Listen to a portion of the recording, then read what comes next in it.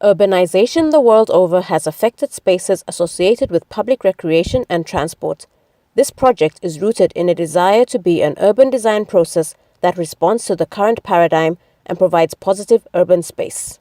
For the purposes of this project, it is necessary to understand urbanization in the context of Malawi and in particular Lilongwe. Malawi has only 4 cities and just 27 other urban centers and still has a long way to go in terms of urbanization. The term urban in this project is taken to signify any human settlement in its most generic sense. We believe that urban design can give the city its public space character despite challenges of globalization, increasing urban poverty, unemployment, uncontrolled population growth, and expanding middle class and other socio-economic factors. We are a peaceful nation. We are the warm heart of Africa. This is who we are. Lilongwe. I'm a few hours away. Lilongwe. I'm coming home to stay. The World Bank, in its Malawi Economic Monitor report, Harnessing the Urban Economy, believes Malawi is in a good position to come up with plans to maximize the benefits of urbanization. AVU City Space agrees and proposes to examine the proposition that the urban designer is the designer of the urban realm.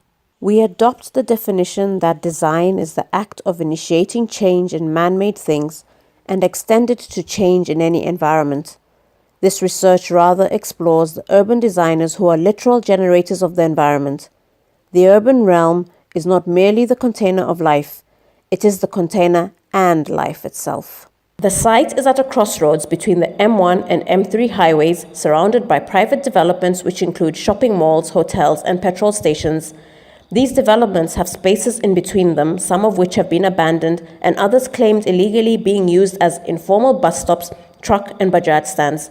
In these claimed areas, uses include informal restaurants and toilets. Paths crisscross the site, providing pedestrians quick access through the space. An unplanned bus station cum bus stop has developed over the last few years.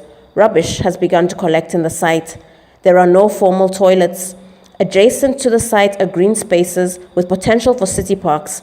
The informal bus station has created a pocket of insecurity and risks developing into an urban slum. We have zoned the site in response to its current informal uses, thus appropriating the current zones, these being transport zones, visual green spaces, user green spaces, and mixed-use space. The following interventions are proposed. In the transport zones, systematic traffic circulation and regulations linked to revenue generation, incorporating safe waiting areas, are introduced. In the visual greens, planting and maintenance together with formal park space in the user greens through the creation of lawns, paths, seats, shade and lighting, all enhanced by the addition of fruit trees. Advertising is regulated to erection zones with restrictions on height of billboards. Pedestrian paths are generated and maintained through the provision of paving slabs, and zebra crossings are introduced. A mixed-use 3-story building is developed to incorporate waiting areas, food courts, toilet facilities, entertainment, retail, while allowing for free flow of traffic at ground level. This signature building, which can begin to speak Malawian architecture, uses locally available material, e.g. bamboo, in a lightweight novice manner. Crossroads Square will be a multi-use layered site with shops, green spaces, advertising, organized bus stops and seating with eating areas within. Revenue generated through rentals and service charges. The mixed-use building will support adjacent parks whilst providing safe transportation links.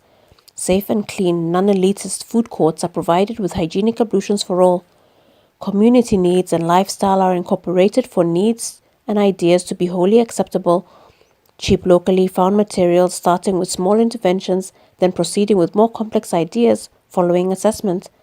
The proposal seeks deliberate policies that monitor open public city space and call for developments to be mandated to uphold open spaces surrounding buildings whilst incorporating public green spaces within their parking lots.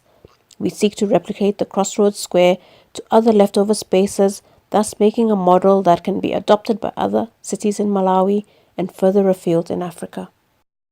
It's time to cater to the needs of the 99%.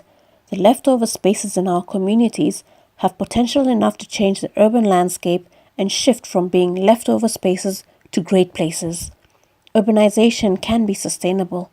Crossroads Square can be a model in progressive urban design for the African context.